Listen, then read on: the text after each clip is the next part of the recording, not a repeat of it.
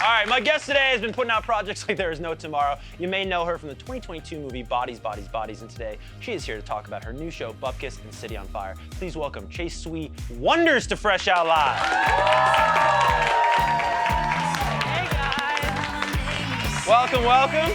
Hello. How's it going? Hey everybody. What's up? Chase, everybody.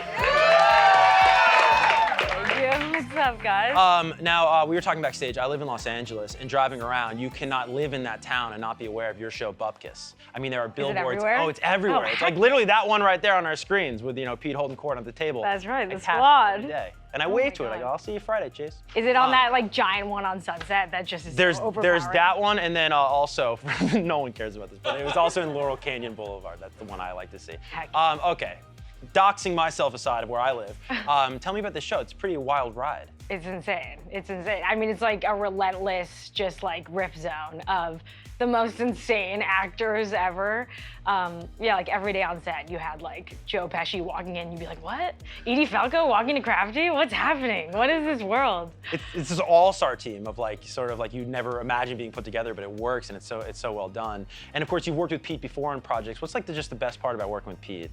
I mean, I feel like Pete's really special in that he can do it all. Like, not only is he like an awesome actor, he writes, he directs, it's a testament to him that all these amazing actors want to come out and work with him. So, and he's just so funny, so fun. Totally. Yeah. Now this cast, if you're not familiar, if you're watching MTV today and you haven't seen Bupkis yet, I mean, Joe Pesci, as you mentioned, Method Man, John Mulaney. I can't even imagine, that's just the tip of the iceberg as far as the cast goes. What were the bloopers like? Do you have a favorite funny memory from set? Every take, every shot was had a blooper potential. Like literally after every take, everyone's like running off set. It's it was nonstop. I mean, there's a scene in episode 7 where Pete and I do this tango dance, and Pete called me one night before while we were working. He's like, "You see Mr. and Mrs. Smith?" I was like, "Yeah." He's like, "You know how they do that crazy tango dance? I think we should do that crazy tango dance." And I was like, neither of us know how to dance at all. And then we had to take hours of tango lessons, and it's unclear if they actually did anything, but that was a highlight. That's amazing. Tune in episode 7. So now you know how to tango dance. Now I know, I really don't. I really don't. I really You can watch don't. Bupkis and see how much you don't know how to tango dance. What, yeah. Now you are so busy these days. City on Fire is another project that is coming out May 12th. Round of applause for City on Fire. This is it's getting a lot of good reviews. And what drew you to this particular project? Just personally. I mean, it's set in 2003 in this pre-technology boom New York setting, which is so fun to cosplay. And I mean, Sam, her character is very cool and confident. And when I was her age, I was not at all. I was a mute weirdo. So that was fun. That was fun to get to step into her shoes and play around. And just Josh Schwartz, Stephanie Savage, and Jesse Peretz, they're titans of TV. So getting to work with the people who created The OC and Gossip Girl was dream. Wild. A real dream come true. Yeah. Was that kind of cool, doing a period piece in a city that, you've lived in and you inhabit now in present day? Was it kind of cool to see both sides and see it from a new angle? It was so awesome. I mean, I was alive in 2003, and I felt like I always saw New York as this distant, far off, alien land. So getting to inhabit that felt, super surreal. Yeah. Yeah.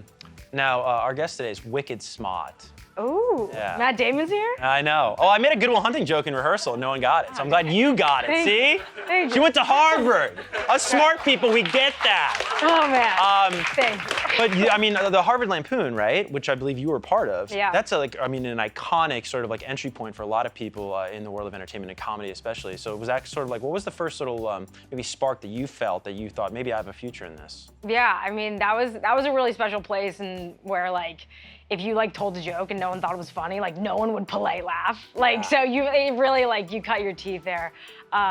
But yeah, it was after I started working and I was this is the most impossible industry ever. I'm gonna move to China and just change my life completely. But then in the week I had to decide, I wrote some stuff and I was like, this is kind of good. Maybe I'll stick around.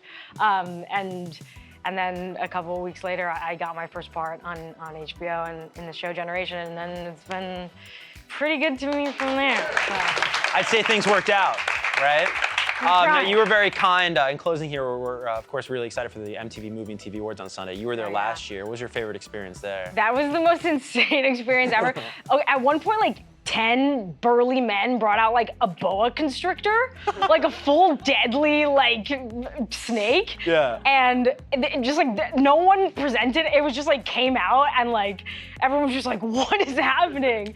And then Jack Black came out and he's like my favorite comedian ever, the best physical comedy in the world. Dude. And like, yeah, in a panda suit. Who the hell knows what's gonna happen this Sunday night? You gotta tune in to find out. It's 8 p.m. on MTV. Get over Chase, everybody. Thank you guys. Bupkis out now, and of course, City on Fire, May 12th. Have an awesome weekend. It's Kevan Kenney for Chase.